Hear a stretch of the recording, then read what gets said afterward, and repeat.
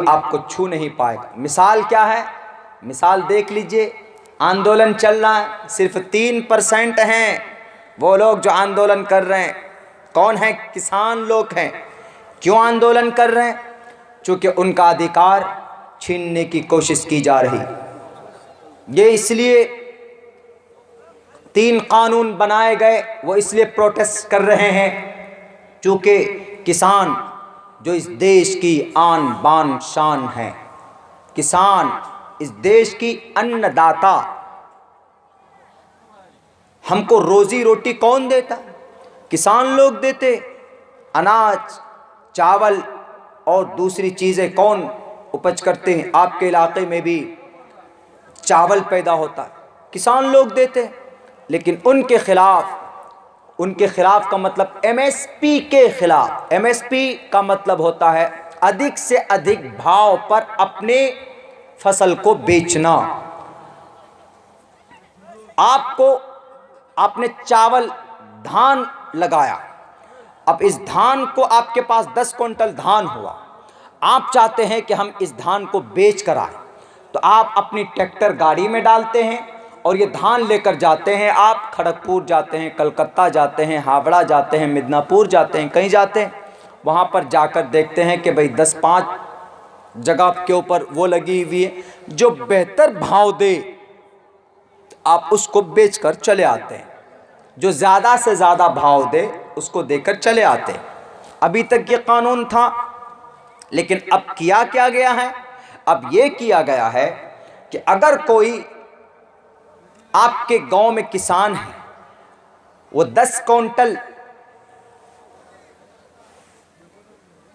चावल, धान, मूंजी अभी वो लगाया नहीं है, बल्कि कलकत्ता, हावड़ा से आएंगे कौन? सेठ साहब, जो चावल का काम करते हैं, धान वान का कुछ काम करते हैं। वो आकर आपसे कहेंगे पटासपुर में कि तुम 10 क्विंटल धान लगाओगे, और 10 क्विंटल धान 6 महीना पहले ही, धान लगाने से 6 महीना पहले, अभी धान का वजूदो नहीं है, कुछ नहीं है। वो कहेगा कि तुम 10 क्विंटल धान लगाना। 10 क्विंटल धान की कीमत, 1 क्विंटल धान की कीमत 1000 रुपये। वो एग्रीमेंट बनाएगा, एग्रीमेंट बना करके साइन वाइन करके वो चला जाएगा। जाने के बाद जब 6 महीने में वो आएगा धान लेने के लिए, तो धान की कीमत उस वक्त अगर 1200 रुपये क्विंटल हो जाए तो अब ये किसान 1200 रुपये क्विंटल में नहीं बेच पाएगा। क्यों? क्योंकि पहले एग्रीमेंट कर लिया है 1000 रुपये का, तो इसलिए अब 200 रुपये पर क्विंटल में चूना लगा किसान का। ये चीज़। दूसरी बात, ऐसा भी तो हो सकता है कि अगर 1000 रुपये क्विंटल के बजाय घट जाए कीमत, 800 रुपये क्विंटल हो, तो तब वो सेठ जी कहेगा कि भैया 1000 में तो हुआ है, बात फिक्स हुई है तुम्हारी हमारी, लेकिन मार्केट में तो 800 रुपये चल रहा है। ऐसा करो, तुम मुझे 800 रुपये के हिसाब से दो, नहीं तो हम नहीं लेंगे। अब बेचारा कहाँ जाएगा किसान? मंडी तो जा नहीं सकता, मंडी तो बंद है। लामहला मजबूर होकर उसको ही देना पड़ेगा। इसीलिए किसान का सबसे बड़ा आंदोलन इसी बात का कि अगर वो सेठ भाग जाए, उसके ऊपर कोई कानून नहीं लाया आप, ये मंडी को क्यों बंद कर रहे हैं? आप मंडी को क्यों बंद कर रहे हैं? यही आंदोलन है बस। कितने लोग मरे, लेकिन इनको कानून प्यारा है, इनको इस देश की जनता से कोई लेना देना नहीं। ऐसे लोग बैठे हुए। कानून किनके ऊपर बनना चाहिए? समाज की बेटी की इज्जत लूटी जाती है, उनके रेपिस्ट को पकड़कर फौरन सजा होनी चाहिए। इस पर कोई सजा होती? कुछ नहीं। इस पर कोई कानून आया? आज तक नहीं आया। इस पर कानून बनना चाहिए कि नहीं बनना चाहिए? बनना चाहिए। इस पर कोई कानून नहीं बनता है। हाथरस के अंदर बहन मनीषा की इज्जत लूटी गई, उनके लाश को जलाकर भस्म कर दिया जाता है। मुजरिमीन को नहीं पकड़ा गया, रैपिस्ट को जल्दी से जल्दी पकड़ा जाए और उनको तख्तेदार पर लटकाया जाए, ऐसा कानून बनना ज़्यादा ज़रूरी था किसान बिल लाने से, किसान के ऊपर कानून बनाने से।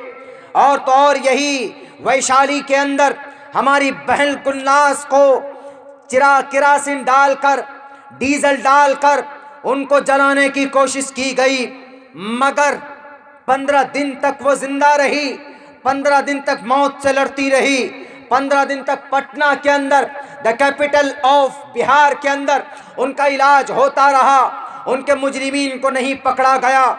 इस देश के कुर्सी पर बैठने वाले लोगों, अगर इस देश को आगे ले जाना चाहते हो तो जिन जिन चीज़ों पर बिल लाकर कानून बनाने की ज़रूरत है उनके ऊपर ध्यान देना चाहिए। किसान, कौन किसान? आप कोविड-19 में, इस कोरोना महामारी के अंदर अपने घरों के अंदर बैठे हुए थे मास्क लगाकर। बहुत आपने कानून बनाया था कि नहीं, मुसलमानों को अलग करो, CNRC के जरिए आपने कानून बनाया था, NRC लागू करेंगे, छांटेंगे, भेजेंगे इसको अफगानिस्तान और इसको भेजेंगे बर्मा। लेकिन अल्लाह ने ऐसा अजाब ले आया, अल्लाह के तरफ से ऐसी मार हुई। तुम तो अलग अलग करना चाहते थे, अल्लाह ने 1 साल तक तुमको 6 फीट दूरी बनाए रखने पर मजबूर कर दिया। ये अल्लाह के तरफ से था कि तुम अलग करना चाहते हो, लाओ तुमको तुम्हारी बीवी से अलग कर दूंगा, तुमको तुम्हारे बेटों से अलग कर दूंगा, तुमको तुम्हारी बेटियों से अलग कर दूंगा। और कोरोना के अंदर हुआ, जब बेटा पास आता है, नहीं बेटा थोड़ा दूर हो जाओ, कोरोना है, कोरोना है। ये कोरोना नहीं, ये मरोना था जो तुमने माइनॉरिटी को परेशान किया, जो तुमने इस देश के माइनॉरिटी को अनाप शनाप कानून लाकर तुमने दिक्कत में और परेशानी के अंदर डाला। अगर कोरोना की वजह से अल्लाह तबारक व ताला तुम्हें एहसास दिला सकता है तो मेरे भाइयों, अल्लाह तबारक व ताला की लाठी के अंदर आवाज़ नहीं होती है। हम वो कौम है जो अल्लाह से अपने फैसले करवा सकते हैं, हम वो कौम है जो अल्लाह तबारक व ताला से अपने जालिम को हिदायत दिलवा सकते हैं। लेकिन शर्त ये है कि we should to approach, we should to be spiritual person. Definitely if you want to be spiritual person, नेक बनना चाहते हैं, ईमानदार बनना चाहते हैं, तो ज़मीन पर दुआ करेंगे तो इंशाअल्लाह आसमान पर अल्लाह तबारक व ताला हमारी दुआ को सुनेगा। हम नमाज पढ़ेंगे, किसी को एतराज़ है, हमने समझाया उसको, उस लड़के को हमने कहा कि बाबू बताना तुमको, उनको बताना कि अगर आप नमाज पढ़ते हो तो कुरान का ऑर्डर नहीं। मध्य प्रदेश के जिन लोगों ने मस्जिदें तोड़ी उनको बताना कि नमाज मुसलमान पढ़ता है तो नमाज का तज़किरा तो वेदों में भी है, पथमादार रखा, सीधे खया हो जाओ, दियो दीदिये ने मुझिए थे, दूसरे नंबर पर झुक जाओ, तृतीयानन को डलाकार, चतुर्थदेव चंद्र का, पंचम विनिदु संयुक्ता, क्या है, दरूद शरीफ पढ़िए, कायदा खीरा कीजिए, झुक जाइए, सीधे खड़े हो जाइए। वैद साफ लफ्ज़ों में कह रहा है नमाज के बारे में। हम अगर आखिरी नबी का, सहाबाए किराम का नाम लेते हैं, अबू बकर का नाम लेते हैं, उमर फ़ारूक का नाम लेते हैं, उस्मान जुन्नूरैन का नाम लेते हैं, हज़रत अली का नाम लेते हैं, हसन हुसैन का नाम लेते हैं, अम्मा आयशा का नाम लेते हैं, अम्मा खदीजा का नाम लेते हैं, फ़ातिमतुज़ ज़हरा का नाम लेते हैं, तो किस बुनियाद पर लेते हैं? उनका नाम का तज़किरा ग्रंथों में है। चतुर्भिर भ्रातृभिर देव, चतुर्भिर 4 लोग, पाकीज़ा लोग, चतुर्भिर भ्रातृभिर देव, करिष्यामी कलिक्ष्यम, जो हमेशा करीब रहते थे किनके? अंतिम महर्षि के, मोहम्मद रसूलुल्लाह सल्लल्लाहु अलैहि वसल्लम के करीब रहते थे। इतने करीब, और कभी भी उन्होंने, उन 4 लोगों ने किसी को तकलीफ़ नहीं दी। खुसूसन एक वाक़या आता है कि हज़रत अली रज़ी अल्लाह ताला अन्हु, जब किसी ने अल्लाह के नबी को बुरा भला कहा, मोहम्मद रसूलुल्लाह के शान में तौहीन आमेज़ कलिमात कहे, आज हमारी मदारिस बंद की जा रही, आज हमारी शरीयत को गलत निगाह से देखा जाता है, आज हमारी नमाज पर पाबंदी लगाई जाती, आज हमारी औरतों के ऊपर उनकी इज्जत व आबरू लूटने की कोशिश की जाती है, हमारी जुबान से आवाज़ तक नहीं निकलती। इस कौम के लोगों, हज़रत अली रज़ी अल्लाह ताला अन्हु के सामने एक यहूदी ने कहा कि मोहम्मद ऐसे हैं ऐसे हैं। हज़रत अली से रहा नहीं गया, हज़रत अली ने उसकी कमर पकड़कर उसको उठाकर पटक कर कहता है कि बता तुझे कौन बचाने वाला है। हज़रत अली के सीने में, हज़रत अली के माथे में उनका चेहरा लाल हो गया गुस्से से कि मेरे होते हुए तुमने मेरे आखिरी नबी को, हमारे मोहम्मद को, रसूलुल्लाह को तुमने गाली दी है। आज तुमको मेरे जलाल से कोई नहीं बचा सकता। लेकिन बताओ इन दुश्मनान को जो कहते हैं कि इस्लाम के अंदर तशद्दुद है, सहाबाए कराम बड़े क्रूर थे, बड़े वायलेंट रहते थे। हज़रत अली के चेहरे पर उस यहूदी ने जोर से थूक फेंका तो हज़रत अली फ़ौरन अलग हो गए। उस यहूदी ने सोचा कि मैं तो मरूंगा ही, लेकिन थूक देता हूँ इसके चेहरे पर ताकि इसको और इसकी रुसवाई करूं। हज़रत अली के शक्ल पर जैसे ही थूक पड़ती है वो अलग हो जाते हैं। तो हज़रत अली से पूछा उस यहूदी ने कहा कि हज़रत अली तुमको तो और मुझे मारना चाहिए था। अगर हम होते, हमारे चेहरे पर कोई थूकता तो हम उसकी 32 दांत तोड़ देते, उसके सीने पे खंजर उतार देते हैं। हमारे अंदर इतना गुस्सा होता। लेकिन कुर्बान जाइए हज़रत अली पर। हज़रत अली ने कहा कि जब मैंने तुझे पटखा था इस वजह से कि तूने मेरे प्यारे नबी मोहम्मदुर रसूलुल्लाह के शान में तौहीन आमेज़ कलिमात कहे, मुझसे बर्दाश्त नहीं हुआ था। आज मेरी बहनों की इज्जत लुटती है, हम खामोश हो जाते हैं। बहन गुलनाज के जिस्म को दागा गया, हम खामोश हुए। हाथरस में बहन मनीषा की इज्जत लूटी गई, हम खामोश हो जाते हैं। आसाम में 350 मदारिस बंद कर दिए गए, हम खामोश हो जाते हैं। नहीं मेरे भाइयों, आवाज़ बुलंद करनी पड़ेगी आपको।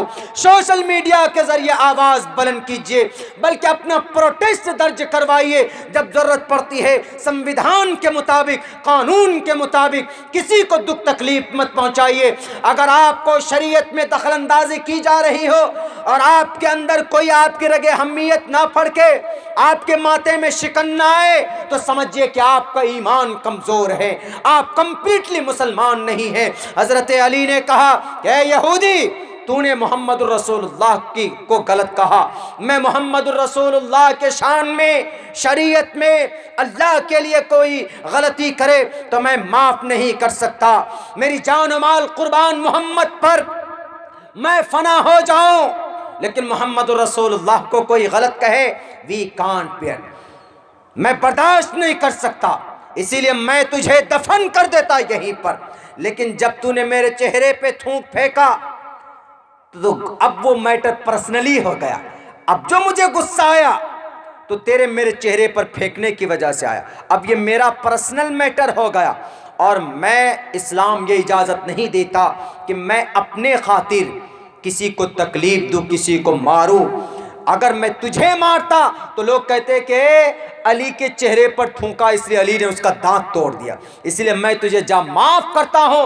है कोई दुनिया के अंदर ऐसे इंसान को की तरबियत करने वाला? लाओ दुनिया वालों, ये चैलेंज है मेरा कि ऐसी तरबियत शुदा सहाबाए किराम वल्लज़ीना माहू अशिद्दाउ अलल कुफ्फारि रुहमाउ बैनहुम, तशद्दुद करने वालों पर पहाड़ थे वो, हमदर्दी करने वालों के लिए मोम रहते थे वो। हज़रत अली ने माफ़ कर दिया कि जा, मैं तुझे माफ़ करता हूँ, मैं अपनी पर्सनल मैटर में मैं तुझसे इंतकाम नहीं लूँगा। आप कहते हैं कि इस्लाम तशद्दुद, सहाबाए किराम के अंदर तशद्दुद थी। ये एक अफवाह है, गलत फहमी।